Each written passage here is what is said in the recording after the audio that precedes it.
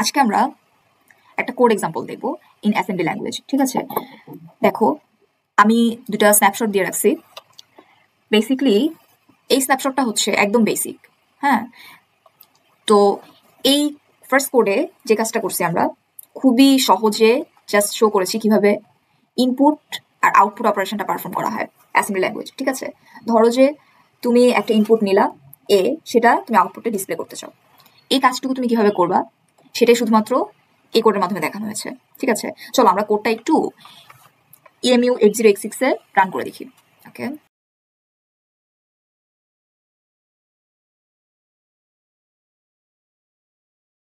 Let's see.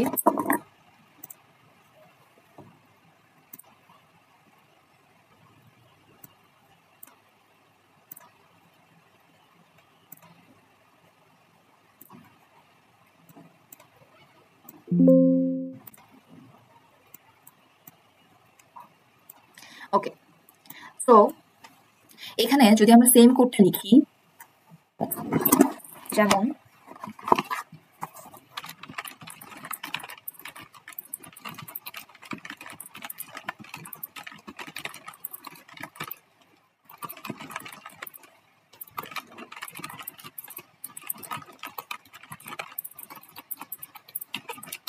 আচ্ছা দেখো, আগে বলে নিই, এই যে মডেল স্মল বলেছিলাম না, এইগুলো সম্পর্কে কিন্তু আমরা একটা লেকচারে কমপ্লিট একটা ডিসকাশন করেছি, রাইট?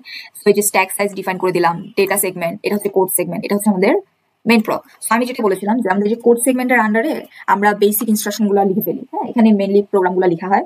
সো ফার্স্ট আমি লিখবো H1। এই যে H1টা লিখলাম, এটা দিয়ে আমরা কি বুঝাচ্ছি?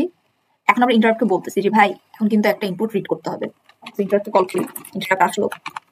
ওকে, ও এখন একটা ইনপুট রিড করবে। এই যে একটা ইনপুট সে রিড করবে, এটা তো আমাদের ডিসপ্লে করতে হবে, রাইট? সো ডিসপ্লে করার জন্য আমাদের এই ইনপুটটাকে ডিএল এ সেন্ড করতে হবে। সো কি বলেছিলাম, এই যে যখন আমরা কোনো একটা ভ্যালু নেই, সেটা কোথায় যে ইনসার্ট হয়, সেভ হয় কোথায়? এল এ। তাই আমরা এল এর ভ্যালুটা ডিএল এ দিব, এল এর ভ্যালুটা আমরা ডিএল এ দিই। এখন একটু কনফিউজিং লাগতে পারে প্রথম প্রথম, but with practice it will be okay. ঠিক আছে, আমরা মনে করি এখন আমরা এই যে এজ এর ভ্যালু দিলাম, অর্থাৎ ইন্টারাপ্টকে বলতে যে ভাই এখন ডিসপ্লে করতে হবে, সো আপনি আসেন।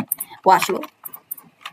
এবার আমরা প্রোগ্রামটাকে, আচ্ছা এবার খেয়াল করো, এই যে আমি লাইনটা লিখলাম মুভ H4CH, হ্যাঁ, এই লাইনের মাধ্যমে ইন্টারাপ্টকে আমরা এবার বলতেছি যে ভাই অনেক কাজ করছে, এবার প্রোগ্রামটাকে টার্মিনেট করে দেন, অর্থাৎ শেষ করে দেন। ওকে, ও এবার আসলো, এসে প্রোগ্রামটাকে এন্ড করে দিবে। এটা মেইন ENDP মেইন। হ্যাঁ, ওকে ফাইন, আমাদের প্রোগ্রাম লেখা শেষ। এখন আমরা এটা একটু রান করবো। রান করার জন্য এটা ক্লিক করতে হবে।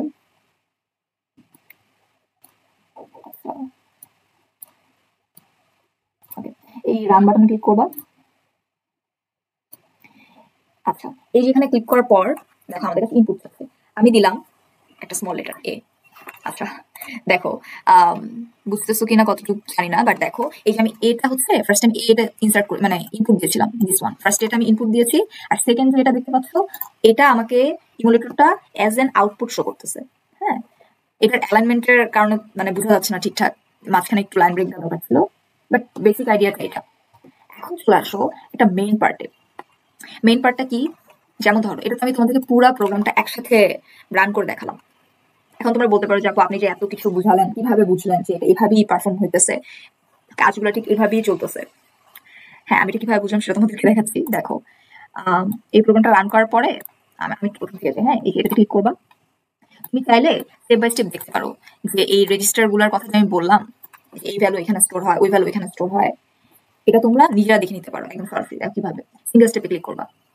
ফার্স্টে আমার স্টেপটা কোথায় আছে দেখো, ইয়েলো মার্ক করা, এখানে মুভ H1। সিঙ্গেল স্টেপে ক্লিক করলে দেখো, বলেছিলাম না যে H এর ভ্যালু আমরা 1 দিচ্ছি, এই 1টা গিয়ে কোথায় সেভ হচ্ছে? H এ। খেয়াল করছো যে ব্লু কালারটা যখন চেঞ্জ হতে দেখবা তখন বুঝবা যে ভ্যালু চেঞ্জ হচ্ছে।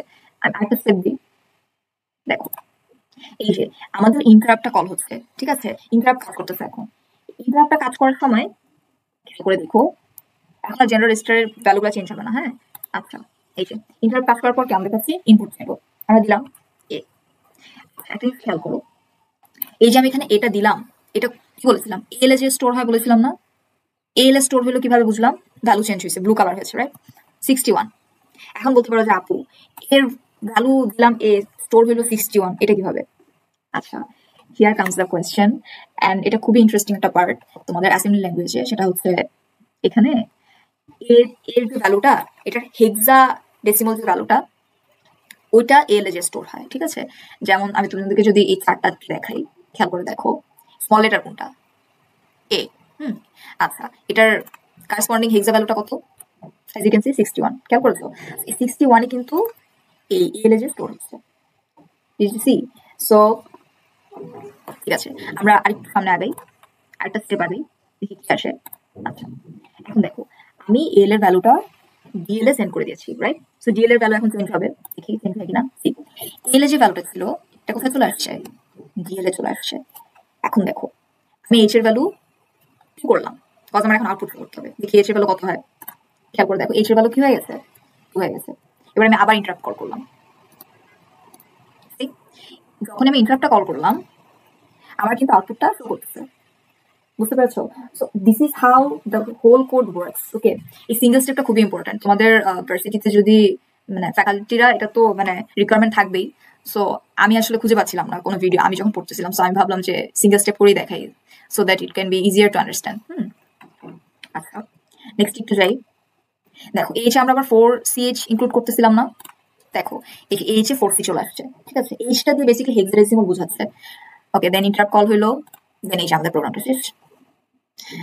So that was it. I think তোমাদের কাছে অনেকটা ক্লিয়ার হয়েছে যে how the assembly code works. Okay,